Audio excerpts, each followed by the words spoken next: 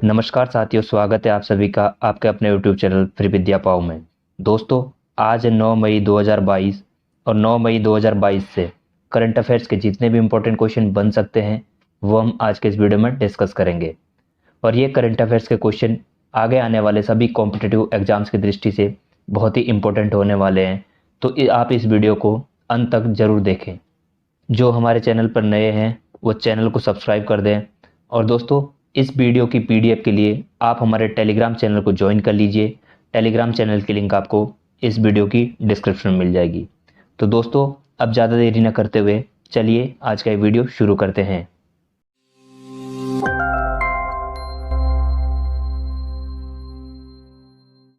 आज का सबसे पहला क्वेश्चन हमारा, विश्व हाथ स्वच्छता दिवस 2022 कब मनाया जाता है? तो इसका सही आंसर हो जाएगा आपका ऑप्शन बी, 5 मई। तो दोस्तों, 5 मई को विश्व हाथ स्वच्छता दिवस मनाया जाता है। हर साल 5 मई को समूची दुनिया में विश्व हाथ स्वच्छता दिवस या वर्ल्ड हैंड हाइजीन डे मनाया जाता है।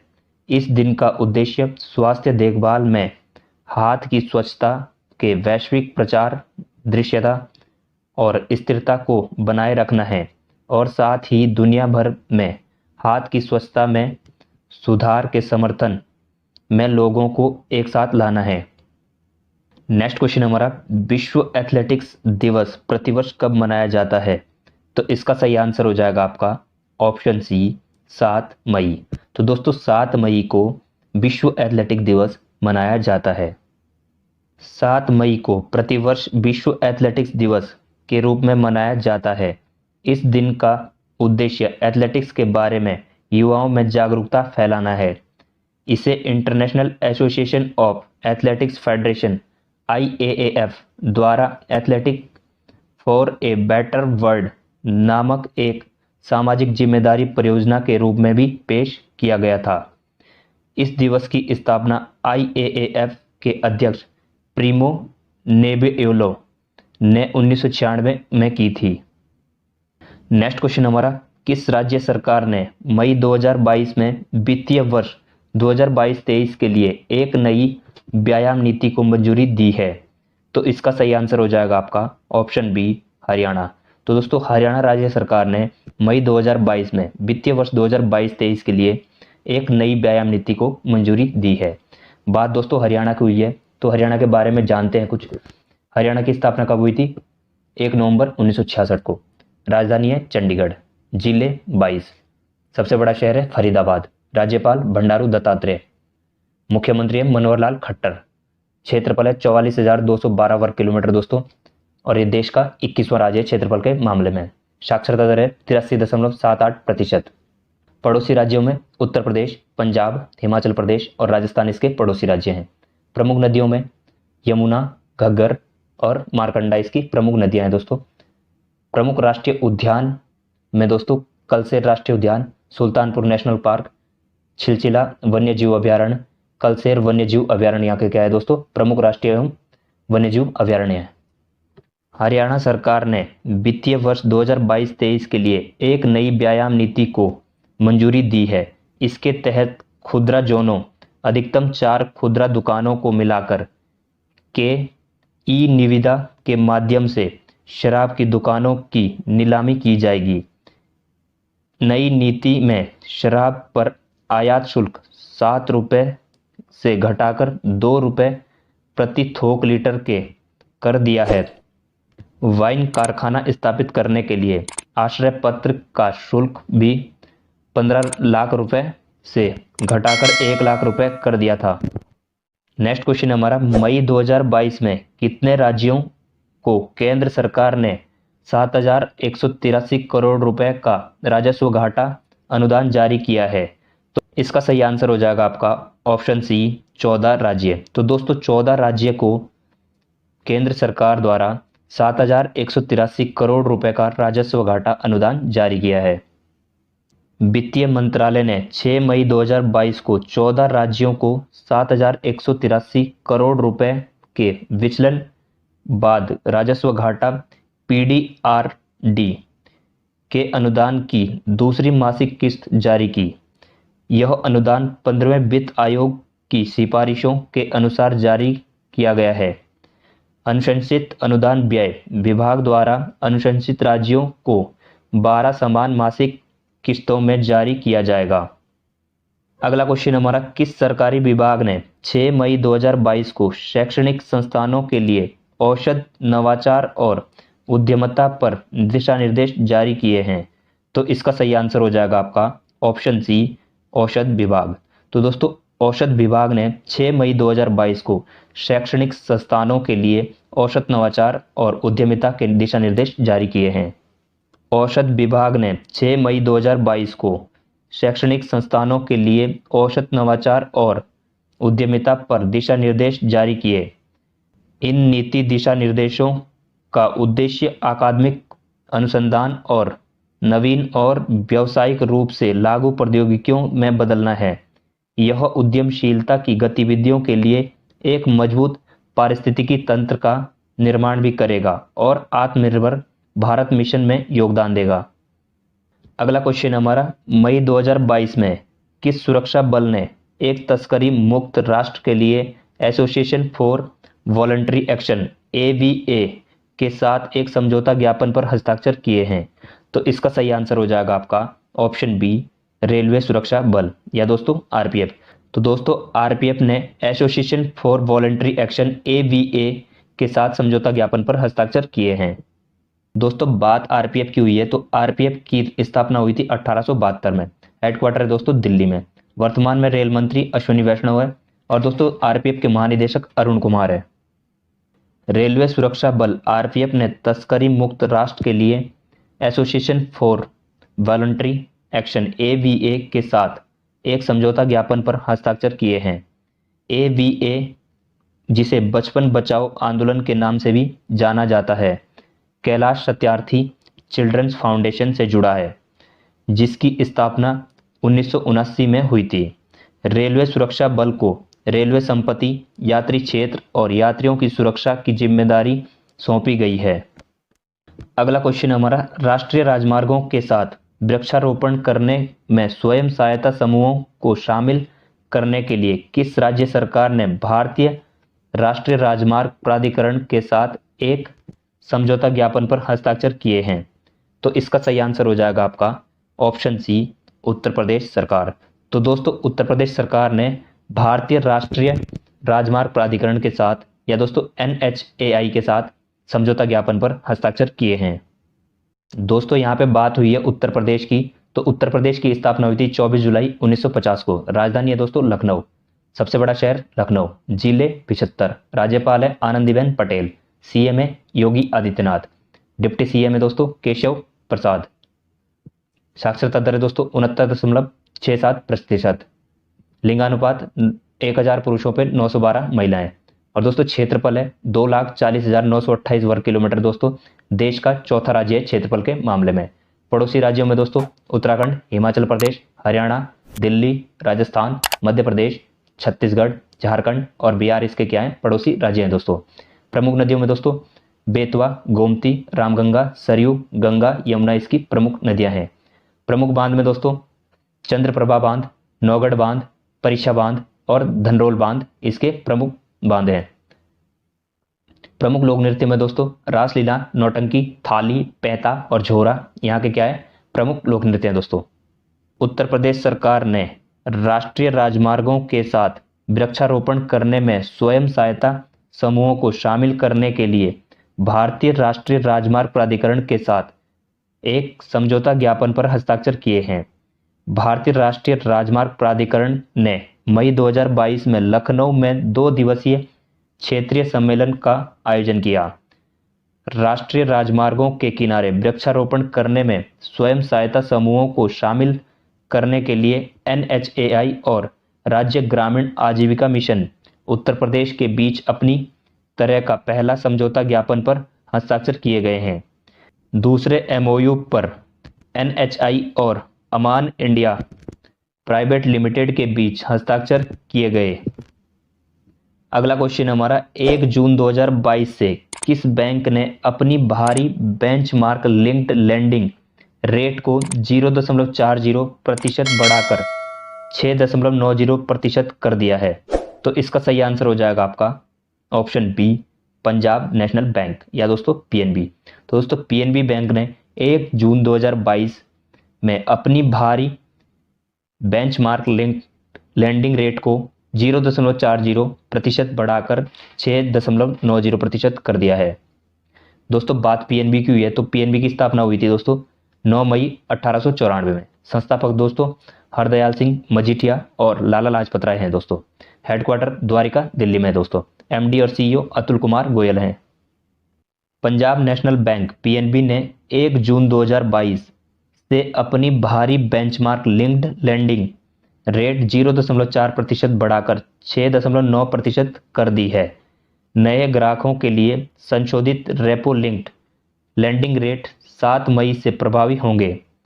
पीएनबी ने विभिन्न अवधि के लिए बचत जमा दरों में भी वृद्धि की है। 2 करोड़ रुपए से कम की समावधि जमा के लिए इसने ब्याज दरों को 5.10 5.15% तक बढ़ा दिया है। अगला क्वेश्चन है हमारा, देश में 1537 परियोजनाओं के विकास के लिए केंद्र सरकार के किस कार्यक्रम को बढ़ाकर 6.5 लाख करोड़ रुपए कर दिया है? तो इसका सही आंसर हो जाएगा आपका ऑप्शन बी, सागरमाला कार्यक्रम। तो दोस्तों सागरमाला कार्यक्रम को 1537 परियोजनाओं के विकास केंद्र सरकार के साथ बढ़ाकर दोस्तों 6.5 लाख करोड़ रुपए कर दिया है। सागरमाला कार्यक्रम के तहत लगभग 6.5 लाख करोड़ रुपए की अनुमानित लागत वाली 1537 परियोजनाओं को कार्यान्वयन के लिए चिन्हित किया गया है। तटीय झीलों के समग्र विकास के लिए 567 परियोजनाओं की पहचान अभिसरण मोड के तहत की गई है, जिसकी अनुमानित लागत 58,700 करोड़ रुपए है। 2.12 लाख करोड़ रुपए की 200 से अधिक परियोजनाओं के 2 साल में पूरा होने की उम्मीद है। अगला क्वेश्चन है हमारा, मई 2022 में किस कंपनी ने एक आईटी सेवा कंपनी माइंडट्री का अधिग्रहण किया है? तो इसका सही आंसर हो जाएगा आपका ऑप्शन सी, लार्सन एंड टर्बो इन्फोटेक। तो दोस्तों लार्सन एंड टर्बो इन्फोटेक ने माइंडट्री का अधिग्रहण किया है। बात दोस्तों एलएनटी की हुई है। तो दोस्तों एलएनटी की स्थापना कब हुई थी? 7 फरवरी 1938 में। हेडक्वार्टर है दोस्तों मुंबई में। चेयरमैन दोस्तों अनिल मणिभाई नायक हैं। एमडी और सीईओ है दोस्तों एसएन सुब्रमण्यम। सीएफओ है दोस्तों आर शंकर रमन। एलएनटी इन्फोटेक एलटीआई और माइंडट्री बोर्ड ऑफ डायरेक्टर्स ने लार्सन एंड टर्बो ग्रुप के तहत इन दोनों को स्वतंत्र रूप से सूचीबद्ध आईटी सेवा कंपनियों के सम्मेलन की एक समग्र योजना को मंजूरी दी है। इसके साथ ही माइंडट्री का एलटीआई में विलय हो जाएगा। माइंडट्री के प्रमुख देवाशीष चटर्जी ने एलटीआई माइंडट्री की संयुक्त इकाई के प्रमुख होंगे, क्योंकि एलएनटी इन्फोटेक के सीईओ और एमडी संजय जालोन ने व्यक्तिगत कारणों से इस्तीफा दे दिया है। नेक्स्ट क्वेश्चन हमारा, 7 मई 2022 को किस शहर के इंद्रधनुष स्टेडियम में आयोजित एक विशेष समारोह में खेलो इंडिया यूथ गेम्स का शुभांकर लोगो, जर्सी और थीम सॉन्ग लॉन्च किया है? तो इसका सही आंसर हो जाएगा आपका ऑप्शन बी, पंचकुला।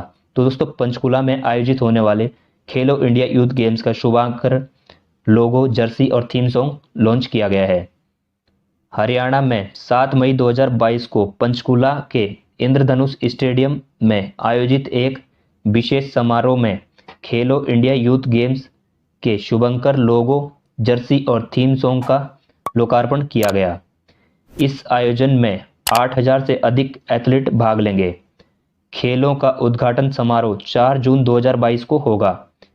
खेल पंचकुला, अंबाला, शाहबाद, चंडीगढ़ और दिल्ली में आयोजित किए जाएंगे।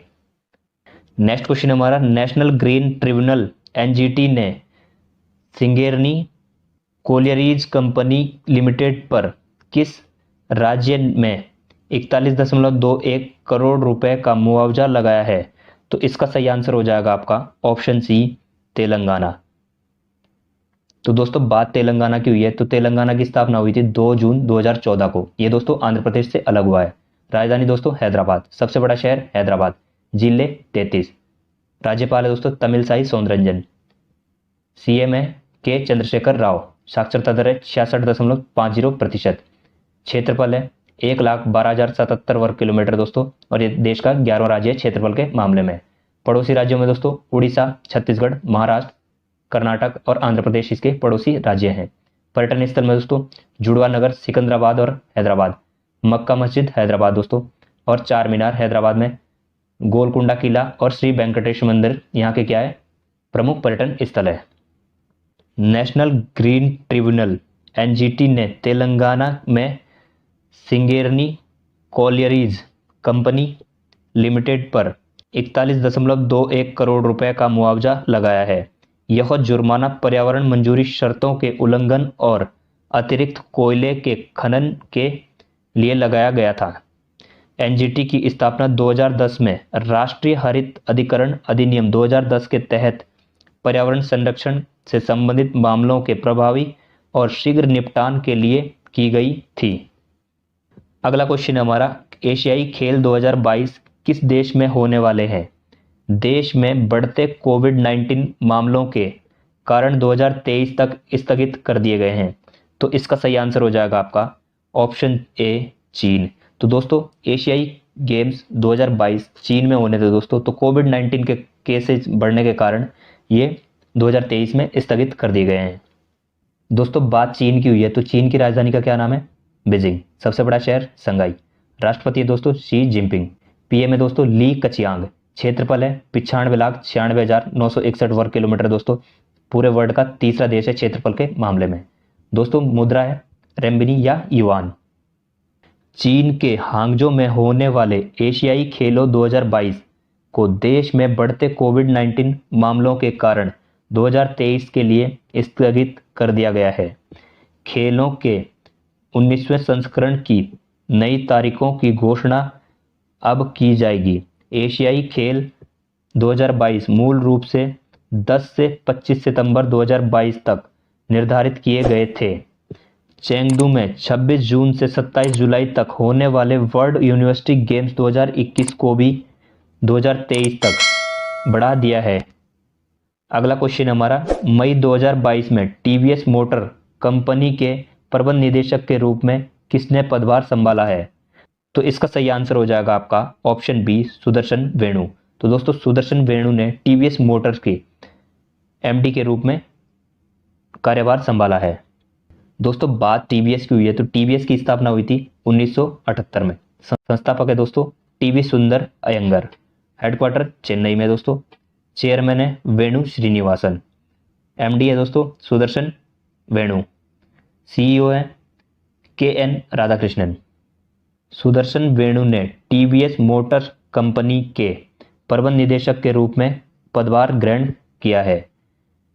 नए पद पर पदोन्नत होने से पहले सुदर्शन वेणु टीवीएस मोटर कंपनी के संयुक्त प्रबंध निदेशक थे। टीवीएस मोटर कंपनी का मुख्यालय चेन्नई तमिलनाडु में है और 2018-19 20,000 करोड़ रुपए से अधिक के राजस्व के साथ भारत की तीसरी सबसे बड़ी मोटरसाइकिल कंपनी है। नेक्स्ट क्वेश्चन हमारा, भारत के पहले क्षेत्रीय rapid transit system RRTS corridor की पहली ट्रेन सेट मई 2022 में निम्नलिखित में से किसे सौंपी गई थी? तो इसका सही आंसर हो जाएगा आपका ऑप्शन ए, राष्ट्रीय राजधानी क्षेत्र परिवहन निगम को सौंपी गई थी। दोस्तों भारत के पहले क्षेत्रीय rapid transit system RRTS corridor का पहला ट्रेन सेट 7 मई 2022 को राष्ट्रीय राजधानी क्षेत्र परिवहन निगम को सौंपा गया था। इन अत्याधुनिक आरआरटीएस ट्रेन सेट में से 100% का निर्माण देश में गुजरात के सावली में एल्स्टोम के कारखाने में किया जा रहा है। आरआरटीएस कॉरिडोर का पूरा कॉरिडोर 2025 तक चालू हो जाएगा। नेक्स्ट क्वेश्चन हमारा, मई 2022 में किस राज्य ने vehicle movement tracking system VMTS mobile app launch किया है? तो इसका सही आंसर हो जाएगा आपका ऑप्शन डी, हरियाणा राज्य ने दोस्तों। तो हरियाणा राज्य सरकार ने vehicle movement tracking system VMTS app launch किया है।